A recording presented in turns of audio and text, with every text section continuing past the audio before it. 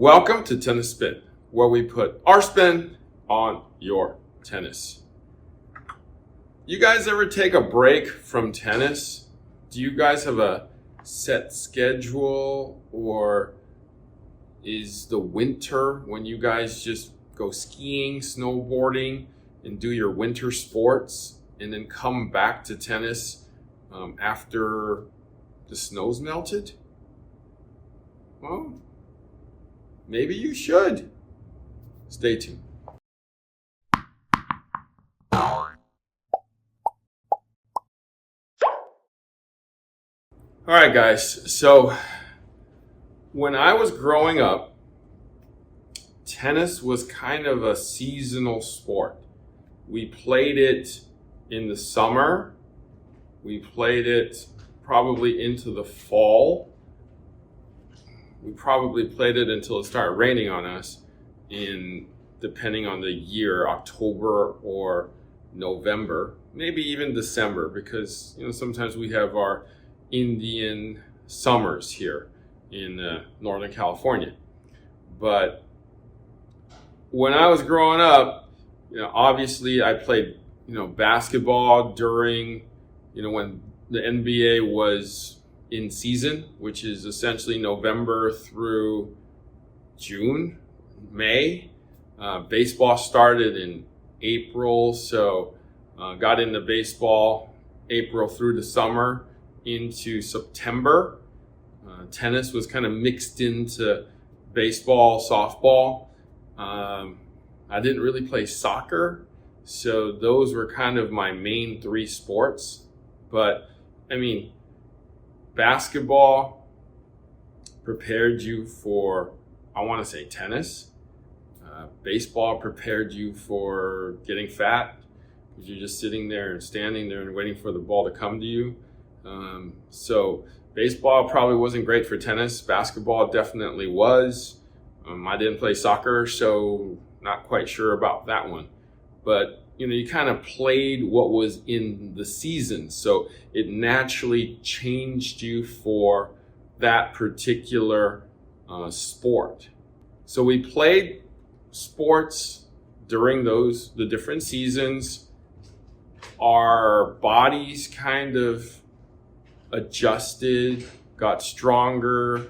Basketball is going to definitely strengthen your legs for tennis. Baseball is going to rest your legs and your behind for tennis.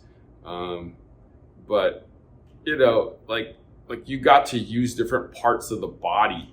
And these days tennis is kind of a year-round sport depending on where you live. And even if you live in a place that rains a lot, there's indoor courts. So you can literally play tennis every day of the year if you wanted to. So is that healthy for you? Probably not, because you're constantly using the same muscles and basically, weakening, overusing those muscles. Like if you're right-handed, you're probably using a lot of your wrist, your elbow, your shoulder. You're probably jacking this whole arm up, right? You're probably going side to side a lot in those legs and your feet. So you're jacking up your feet, knees, and your hips over time. So when you played multi-sports, you got that left arm in, you didn't use your shoulders in certain things. When you hoisted that jump shot up, you used different muscles. You used your back muscles a little more. It was kind of different when I was growing up. Now, I play year-round, just like a lot of you guys. So I was talking to my buddy Angus a couple weeks ago, and he was like, unfortunately, he rolled an ankle, and it's only November. And he's like, darn, I didn't get into December. And I was like, what happens in December?